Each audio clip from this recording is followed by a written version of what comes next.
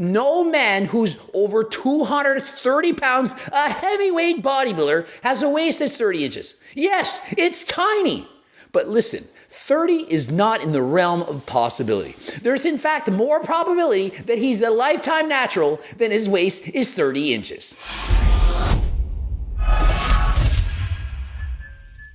Coach Greg, and in today's video, everyone's favorite black natural athlete, even more popular than Chris Bumstead, Simeon Panda. And so we're going to go over this video, talk about what they should do, not do, and I was surprised to see Simeon, in fact, training better than Larry Wheels. Also, Larry Wheels mentions Coach Greg, talks about what I said in the video, and so we're going to go over that as well. But before watching the video, let's read a few comments, as I never knew just how many people made fun of Simeon Panda for claiming natty. Good to see that Simeon is still on the juice. Love seeing natty bodybuilders training together. Love to see the side-by-side difference between a natty bodybuilder and Simeon Panda. Good to see Simeon Panda out here representing us natties. Always keeping it 100%. Naturally, Simeon was sweating bullets when Larry mentioned TRT, LOL. What an inspiration. I mean, I could read every single comment. It's all about Simeon claiming he's natural, and what a joke that it really is. Our waist can be a bit smaller as well. All that power thing I do, it's always gonna be a bit thick. Thick! With 3 C's, perhaps even 4. In comparison, Simeon Panda says, yeah, my waist is 30. I did a little bit of powerlifting, it got a little bit thicker, and it used to be a 28. Let me tell you right now, there is no way Simeon's Panda was ever 28, except for when he was a kid, and it's no way is it 30 right now. You don't weigh 237 pounds, being close to 6 feet tall, and have a waist of 30 inches. Perhaps if he sucks in his stomach and measures it that way, he could get it down to 30 inches, but no man who's over 230 pounds, a heavyweight bodybuilder, has a waist that's 30 inches. Yes, it's tiny. But listen, 30 is not in the realm of possibility. There's in fact more probability that he's a lifetime natural than his waist is 30 inches. The last time I was that big, I was a teenager. I was 16, going on 17, I was about 240. So he was my weight when he was 16. And Larry right now, 258, only about 20 pounds bigger than Simeon and about an inch taller, but down from his heaviest at 300 pounds. And one thing I really liked about this collab is the chat, the questions they asked each other. Very good questions from both Larry Wheels and Simeon Panda. And Simeon's question, what was it like when you weighed 300 pounds? Like, tell me everything. How did you feel? What was it like? Give me the details. Outside the gym, it was very challenging. Sleeping, eating naturally, having sex, driving, walking especially. And so what I really want you to do is to listen to Larry Wheels. He's being very open and honest, shared with us that he started steroids at the age of 17. And so it's been 10 years, he's 27 years of age, and he's recently quit steroids. He's down to taking only HRT. And when he was at his biggest, everything was a nightmare. Eating, sleeping, having sex. Guy couldn't even walk 5 minutes without taking a break. Imagine, why would anyone want to feel that way? Why would anyone want to be so unhealthy? I mean, comparing how I feel now to then, about 50 pounds lighter, it's not easy. I would never do that again. Never, ever, not for anything. Not to mention the acne, what it's doing to your body, the bloated face, not feeling good, not even being able to take a deep breath. Horrible. Greg Doucette made a video recently about how he thinks training on gear is easier. I found it more difficult because I would get pumped so quickly after the first exercise. And so who am I to disagree? It's his body, he knows how he felt, and so for Larry Wheels, it was more difficult to train on gear than without. Sure, he could lift more weight, he was stronger, but it was a lot harder to get through a workout. The only time I remember this happening to me was when I was training back. I would get such a pump in my lower back that I couldn't do more than one hard set to failure. High reps, 1 set, that was it. Lower back, done. Such an immense and incredible pump. But I was on a shit ton of gear when that happened. And so I do believe that Larry was abusing steroids at extremely high doses. But if you're taking steroids in lower doses in perhaps a more healthy manner, HRT and so on, it's certainly going to make training a lot easier. And you're going to be able to complete your workouts with more weights, more reps than last time. I lost a little bit of strength, but my stamina's going through the roof. My recovery between sets is much better. I'm not sweating profusely. I'm not huffing and puffing like I used to. And so Simeon Panda, being a lifetime natural, has no clue what Larry's talking about because he's never had a skin-splitting pump in his life. I mean, after all, he's a lifetime natural. He would have no idea what it feels like to get a great pump. And I'm being sarcastic. And so Simeon, who stated in the past, he doesn't have great genetics. He just really worked hard, and that's why he looks so incredible today. Nothing to do with PDs, nothing to do with genetics. It was just all that hard work. Remember that video? I talked about Simeon in the past. I do not consider myself to have elite genes, as many say. I genuinely believe that I owe my physique to a combination of consistency, great diet, and intense training and and he didn't say the last part. He didn't say the last part. It was a slip up. It was on my mind so much that it slipped up. Sorry, Simeon Panda, didn't mean to say that. And what immediately stands out in my mind when I see Simeon Panda is the massive development of the traps. It's absolutely ridiculous. I feel as though that is why he stands out so much. It's as if he has 100% flex of the traps at all time. In comparison, I've never in my life had traps like this, even on performance-enhancing drugs. That, coupled with the fact that he has very wide shoulders and a very small waist, gives him that crazy X-frame. He also has very long arms, but with really big arms, and so that gives him a quality physique, all while maintaining single-digit body fat. For years, well, natural. Last time we collabed was back in 18. We did shoulders. That's right, and today, that's what we're doing. We're doing shoulders. And some buys and tries. And so the first thing I want you to notice is that when doing shoulders, Larry does not control the eccentric. He's speeding through his reps.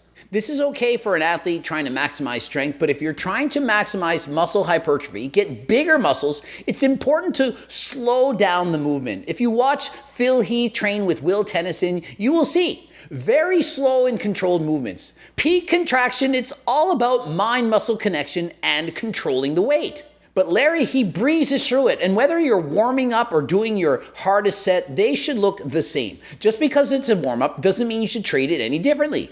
Warm up the way you're going to lift. That is a very important tip. Also, as you see Larry pressing from this angle, you can tell he's not getting a full range of motion. These are partial reps. Partial reps done very quickly without a lot of mind-muscle connection. And so please, don't copy this unless you're perhaps a strength athlete. And Simeon Panda, similar form to Larry Wheels, although he's going a little bit lower, he's lowering the bar further, he's not going all the way up. Notice he's going to about 3/4 extension.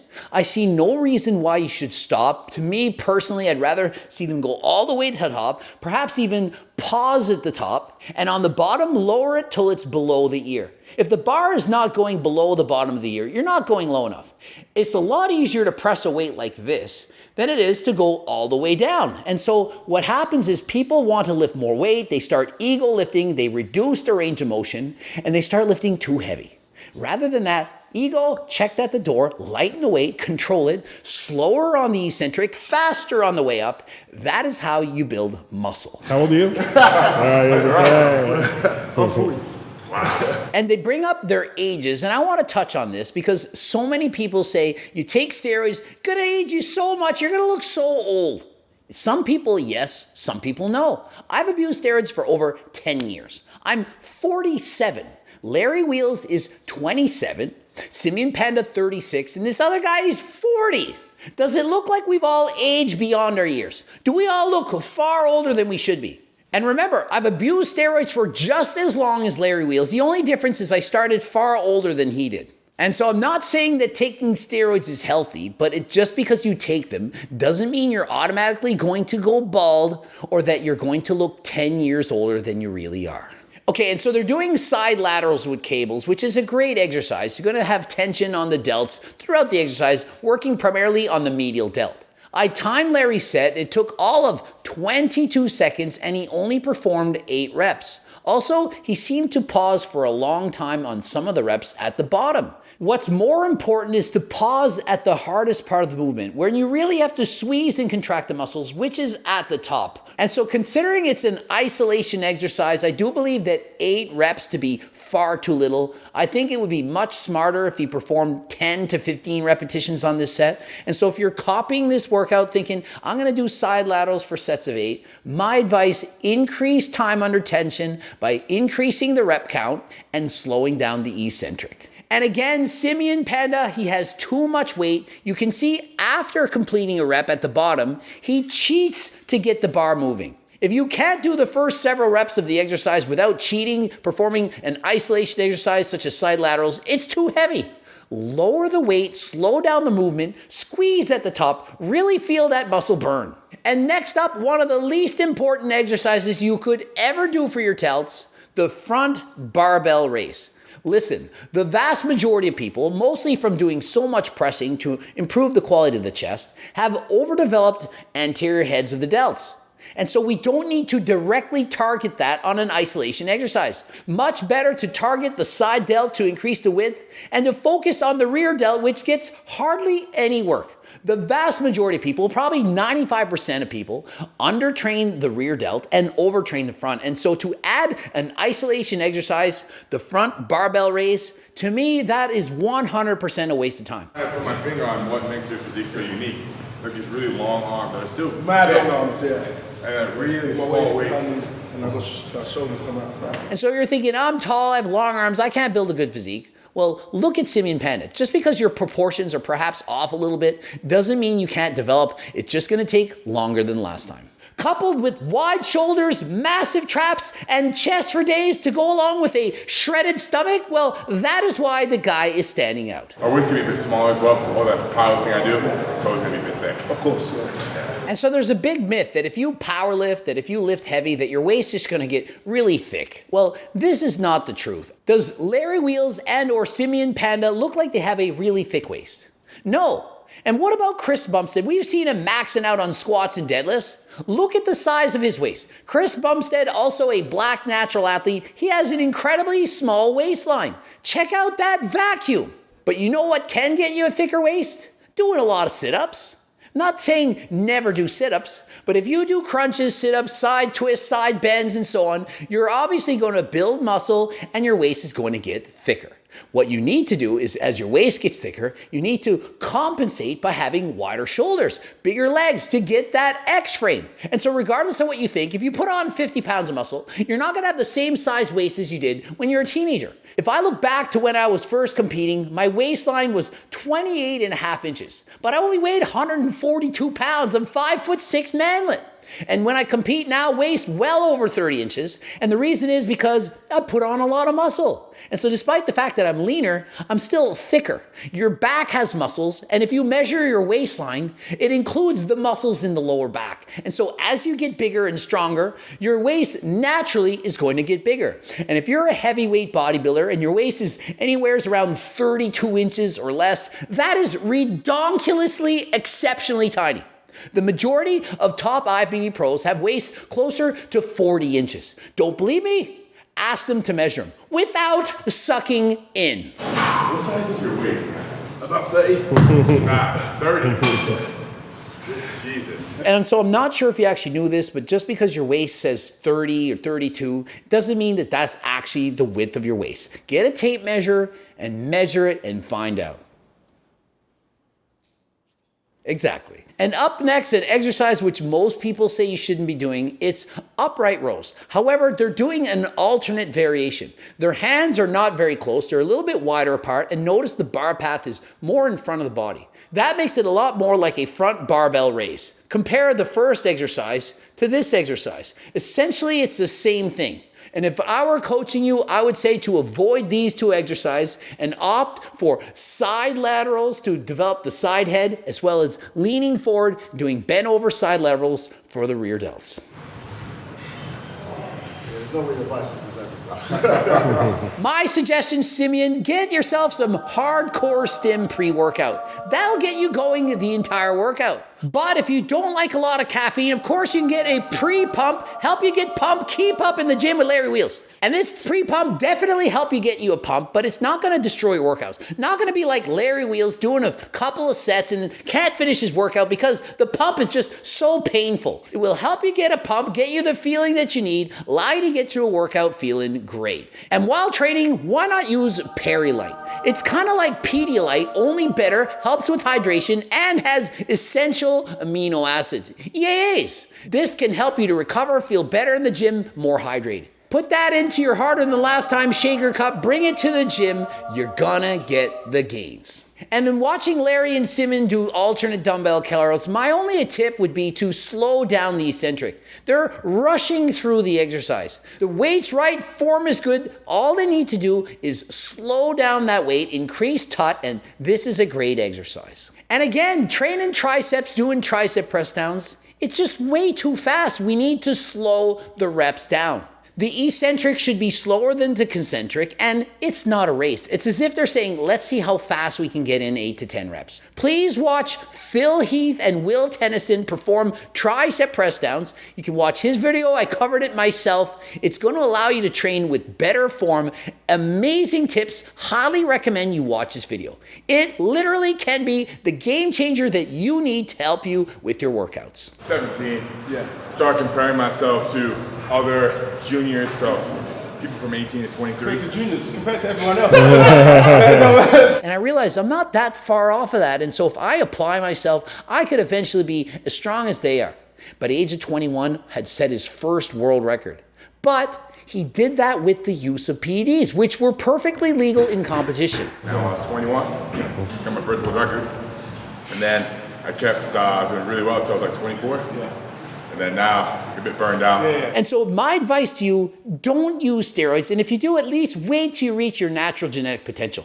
Consider this. Had Larry trained his entire life natural, he'd currently be 27 years of age, probably close to his natural genetic potential. And if he wanted to use them right now, he could. He would have continuously made gains year after year until the age of 27. Clearly wouldn't be as strong as he is now, but he could then add them in now and continue to make progress. That's technically what I did. And no, I'm not saying you should all take steroids once you hit your natural genetic limit, but please, the longer you wait, the better. And so if you take steroids sooner, you're going to peak sooner, you're going to want to quit sooner. And listen, you only have so many blasts in the tank. Every time you do a cycle of steroids, it adds to the damage done to the body. The first one, second one, third one, they all add up. They have a cumulative effect. And so if you start really young, 17, 18, by the time you're 27, you have done 10 years of abuse. And if you think that you can just get away with blasting from the age of 17, 18 until you're in your late 50s, think again. You can only do it for so long. And so my advice, don't do it at all. But if you do it, wait until you're older. Hopefully you learned something. Great video by Larry and Simeon Panda. Highly suggest you go and watch the video. They asked a number of amazing questions to each other. Did not have time to cover them all, so go watch the original video. And also looking for harder than last time supplements as discussed in the video, use code GREG, 10% off. Also the cookbook, training books, the Circle diet book. And notice the Seco bars, 3 new flavors. You gotta go and check those out. They are absolutely amazing. The bars are 27% bigger than before. They're bigger, softer, better. Please get them today. The cookbook, training book, Circle diet book, get those. Subscribe, click the bell button, comment for the algorithm. Don't forget to watch one of the friggin' bloops. Watch the top one, then the bottom. And until next time, I am out.